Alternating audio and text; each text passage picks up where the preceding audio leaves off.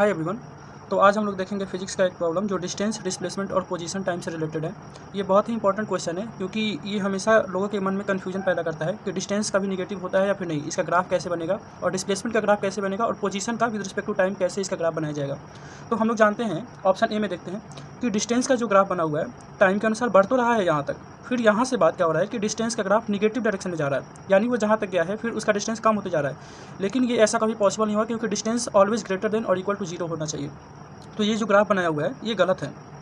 अब आते हैं डिस्प्लेसमेंट वाले में।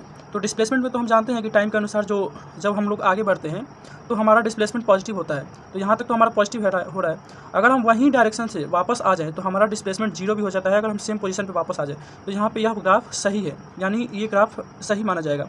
और तीसरा ऑप्शन में देखें तो पोजीशन क्या होता है, किसी भी टाइम पे या फिर किसी भी एक्सिस पे उस आदमी का पोजीशन, तो पोजीशन तो कहीं भी हो सकता है तो वो कार्टेशियन प्लेन में। तो ये भी ग्राफ पोजीशन का सही है विद रिस्पेक्ट टू टाइम। अब आते हैं डिस्टेंस में। यहाँ पे डिस्टेंस में क्या दिखाया जा रहा है, टाइम के रिस्पेक्ट में डिस्टेंस कम होते जा रहा है। और यहाँ पे ये देखिए कि ये ओरिजिन के नीचे भी जा रहा है, यानी डिस्टेंस निगेटिव हो रहा है। तो डिस्टेंस तो निगेटिव नहीं होता है कभी, तो इसके अनुसार ये ऑप्शन भी गलत हो जाएगा। और ई ऑप्शन देखते हैं कि डिस्टेंस के टाइम के अनुसार यहाँ तक तो हमारा डिस्टेंस बढ़ते जा रहा है, लेकिन इसके बाद क्या हो रहा है कि डिस्टेंस कांस्टेंट हो जा रहा है, यानी जो बॉडी भी चल रहा है वो बॉडी उसी पोजीशन पे रुका हुआ है। तो ये ग्राफ भी एकदम सही है, क्योंकि यहाँ के बाद हम लोग मान लेंगे कि बॉडी रेस्ट पे है, तो इसका डिस्टेंस 0 ही होगा, यानी कांस्टेंट रह जाएगा। यह क्वेश्चन नीट के लिए काफ़ी इंपॉर्टेंट है, हमेशा ऐसे क्वेश्चन ग्राफ के फॉर्म में आते रहते हैं। थैंक यू दोस्तों।